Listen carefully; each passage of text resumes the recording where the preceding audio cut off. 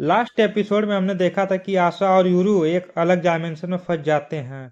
फिर हम यूरू को देखते हैं जो कि वाइट डायमेंशन में होता है। तभी उसके पीछे लेफ्ट उड़ते हुए आती है, जिसे देख यूरू डर जाता है और कहता है कि मुझे नहीं पता था कि तुम भी यहाँ पर हो। इस पर लेफ्ट कहती है वह सब छोड़ो, ये बताओ कि ये जगह कौन सी है। इस पर यूरू कहता है मुझे नहीं पता, पर यह जगह पूरी वाइट है और नीचे फ्लोर भी है। तभी लेफ्ट उसे बताती है कि मैं उड़कर ऊपर जाने की कोशिश कर रही थी, तभी वह किसी चीज से टकरा गई, जैसे कि वहां कोई दीवार हो। फिर लेफ्ट यूरू को कहती है कि मुझे लगता है कि उस डायमंड ने हमें एक गोल बैरियर के अंदर कैद कर लिया है। इस पर यूरू चौंकते हुए कहता है कि क्या ये एक बैरियर है। यूरू लेफ्ट से पूछता है क्या हमारे अलावा यहाँ कोई और भी है, कोई दुश्मन या कोई और। इस पर लेफ्ट कहती है मुझे कोई महसूस नहीं हो रहा है। इस पर यूरू कहता है समझ गया। यूरू लेफ्ट से कहता है मैं अपने धनुष को ठीक करने जा रहा हूँ, मेरी थोड़ी मदद करो। इस पर लेफ्ट कहती कि ये इस समय करना जरूरी है। इस पर यूरू लेफ्ट से कहता है मैं नहीं जानता कि यहाँ क्या हो रहा है, पर मेरे पिता ने मुझे सिखाया है कि लड़ाई के लिए हमेशा तैयार रहना चाहिए और हमेशा अपने हथियार को परफेक्ट कंडीशन में रखना चाहिए।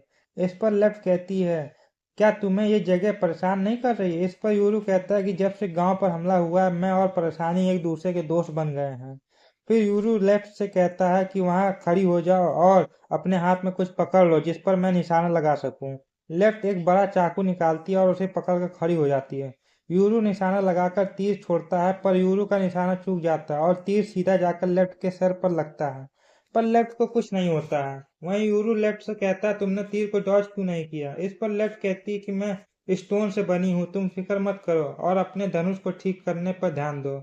इस पर यूरू कहता है मैं इसे जल्दी ही ठीक कर लूंगा। तभी लेफ्ट यूरू से पूछती क्या तुम्हें अपनी बहन की चिंता नहीं हो रही है। इस पर यूरू कहता है चिंता पर किस लिए। इस पर लेफ्ट कहती है कि उस ब्लैक डायमंड ने तुम्हारी बहन को भी इस डायमेंशन में कैद कर लिया है, जैसे कि हमें किया है। इस पर यूरू कहता है कि आशा के पास ब्रेक पावर है और जैसा कि तुमने कहा कि ये एक बैरियर है तो हमें उसकी चिंता करने की कोई जरूरत नहीं है। फिर हम देखते हैं कि कछुए के वजन से ये डायमंड घर के फ्लोर में घुस जाता है। वही हम देखते हैं कि आशा और राइट मिलकर डायमंड के बैरियर को तोड़कर बाहर आ जाते हैं। फिर आशा अपने ब्रेक पावर का इस्तेमाल करती है और इस डायमंड और उसके मालिक के बीच का कॉन्ट्रैक्ट तोड़ देती है। कॉन्ट्रैक्ट का तोड़ने का मतलब है कि अब ये डायमंड आजाद है अपने पुराने मालिक से। तभी हम देखते हैं कि आशा अपना खून इस्तेमाल करके इस डायमंड से कॉन्ट्रैक्ट बना लेती है। कॉन्ट्रैक्ट बनाने के बाद आशा डायमंड से कहती है मुझे तुम्हारा नाम तो नहीं पता, पर मुझे तुम्हारी मदद चाहिए। तुमने मेरे भाई को जहां भी भेजा है उसे वापस बाहर निकाल दो और मुझे अपने पुराने मालिक की लोकेशन बताओ। इस पर वह डायमंड घर के बाहर कंपाउंड की तरफ इशारा करता है। फिर हम देखते हैं डायमंड यूरू और लेफ्ट को बाहर निकाल देता है। बाहर निकलते ही यूरू और लेफ्ट उस डायमंड पर हमला करने वाले होते हैं, तभी आशा उन्हें रोक देती है और कहती कि ये अब हमारी तरफ है। इस पर यूरू कहता है इसे छोड़ने की एक वजह बताओ। इस पर यह आदमी यूरू से कहता है कि ये डायमंड लोगों को अलग अलग स्पेस में भेज सकता है, तो हो सकता है इसके मालिक को तुम्हारे माता पिता के बारे में कुछ पता हो। ये सुनकर यूरू शांत हो जाता है। फिर आशा यूरू से कहती है कि हमें इस डायमंड के पुराने मालिक को पकड़ना होगा। आशा फिर से उस डायमंड से पूछती कि तुम्हारा पुराना मालिक कहाँ है। इस पर वह डायमंड घर के बाहर इशारा करता है। फिर हम देखते हैं घर के बाहर कि एक आदमी छुपकर ये देख रहा होता है। वह आदमी बचकर भागने की कोशिश करता है। वहीं हम आशा को देखते हैं जो कहती कि बाहर बहुत अंधेरा है, मुझे कुछ दिखाई नहीं दे रहा है। वहीं हम देखते हैं कि यूरू का तीर सीधे जाकर उस आदमी के लेफ्ट कंधे पर लग जाता है। ये देख आशा हैरान रह जाती है। फिर यूरू राइट से कहता है कि क्या तुम उसे पकड़कर यहाँ ले आओगे।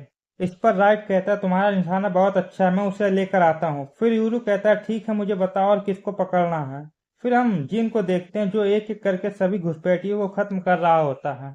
तभी गाबी भी जिन के पास आ जाती है और फिर दोनों घुसपैठियों का शिकार करते हैं। तभी जिन के पास एक घुसपैठिया दिखाई देता है जो जमीन पर पड़ा होता है और उसके हाथ पर तीर लगा होता है। जिन जाकर उस घुसपैठिए को दबोच लेता है। इस पर वह घुसपैठिया कहता है प्लीज मुझे छोड़ दो, मेरे डायमंड्स पहले ही मारे गए हैं, मैं खुद को सरेंडर करता हूँ।